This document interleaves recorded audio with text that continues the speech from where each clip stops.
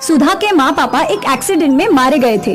अब उसका अपने इस दुनिया में बस चाचा चाची ही थे। बेटा तुम हमारे साथ चलो। नहीं जी, आप ये क्या बोल रहे हैं? मैं इस लड़की को अपने घर पे नहीं रखूंगी। अरे तुम ये क्या बोल रही हो? अब हमारे अलावा इसका है ही कौन? वो जो भी है, हमारे घर में वैसे भी गरीबी छाई रहती है और ऊपर से इस मुफ्तखोर को पालना, नहीं बाबा नहीं। अरे ये तो बस एक छोटी सी बच्ची है, जैसे हमारी पायल वैसी ही ये है। तुम मेरी बेटी की तुलना इससे मत करो। एक तो ये अपने माँ बाप को खा गई है, हमारे घर आकर हमें भी पनौती लगाएगी। ऐसा कुछ नहीं होगा, ये मेरे साथ ही रहेगी और अगर तुम्हें इसके साथ नहीं रहना तो तुम अपने मायके जा सकती हो।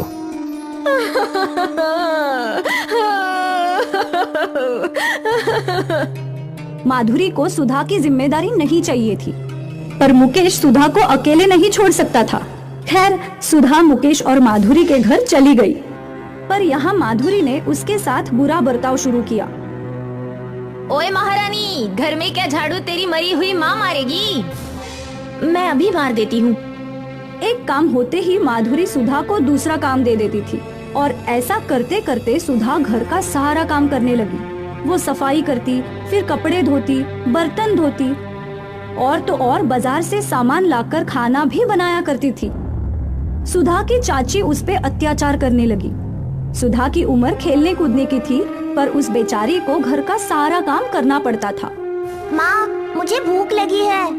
ओए महारानी, चल मेरी बेटी के लिए खाना लगा। सुधा ने पायल के लिए खाने की प्लेट भरी और फिर जब वो अपनी प्लेट भर रही थी तो माधुरी ने उसके हाथ से प्लेट छीन ली। ये किसके लिए खाना भर रही है?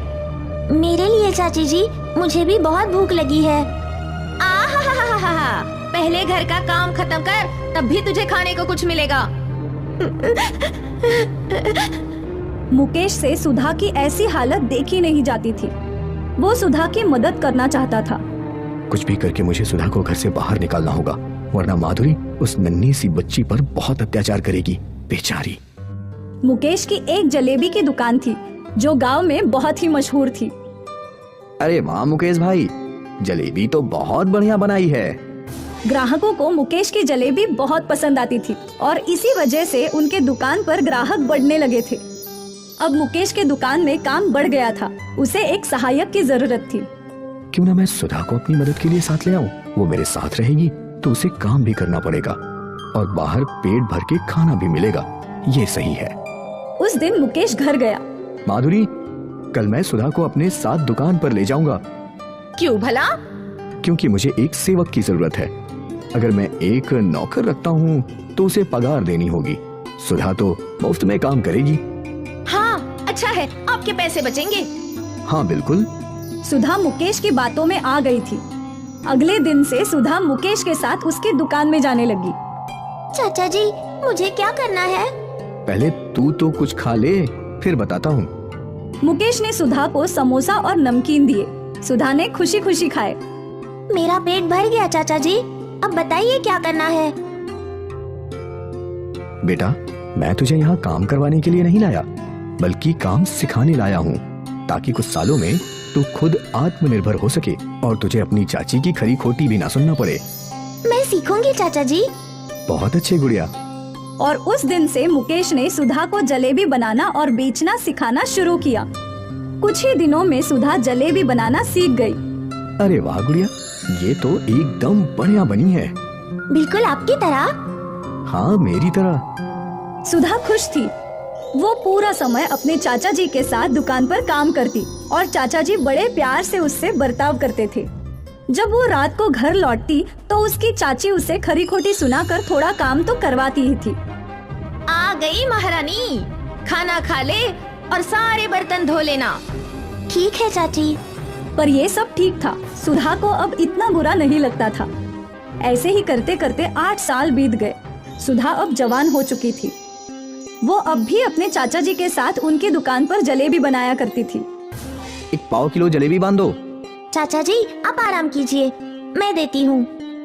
अब सुधा अकेले ही पूरी दुकान संभाला करती थी। मुकेश खुश था कि अब सुधा आत्मनिर्भर बनने के लायक हो गई थी। सुधा बेटा, अब मुझे लगता है तुम्हें अपनी अलग दुकान खोलनी चाहिए।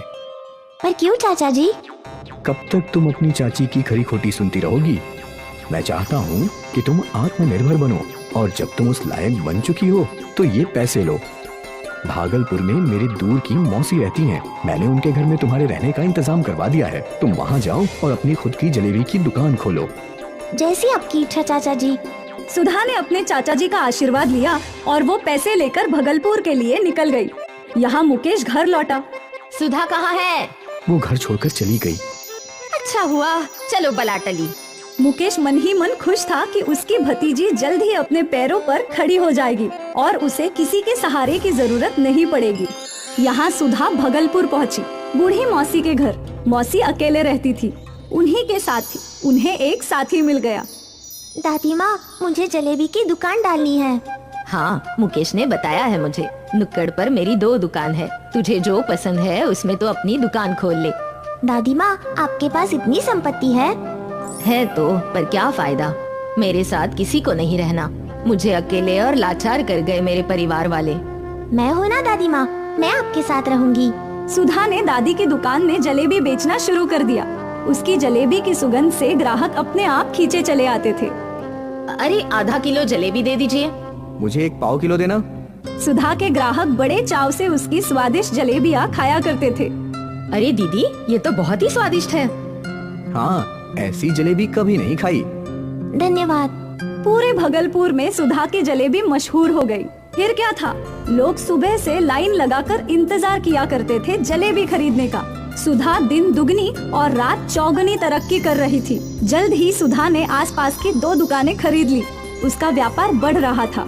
सुधा ने भगलपुर में एक बड़ा मकान भी खरीद लिया, उसका अपना घर। और फिर उसने अपने चाचा जी को कॉल लगाया। चाचा जी, आज आपकी वजह से मैंने अपना खुद का घर लिया है। धन्यवाद चाचा। बहुत अच्छा बेटा, मुझे तुमसे यही उम्मीद थी।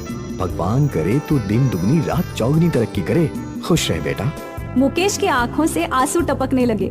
आज उसका सपना पूरा हुआ। उसकी भतीजी आज वाकई में आत्मनिर्भर बन चुकी थी। सुधा को अब किसी के सहारे की जरूरत नहीं थी। उसने अपनी सफलता खुद हासिल की थी।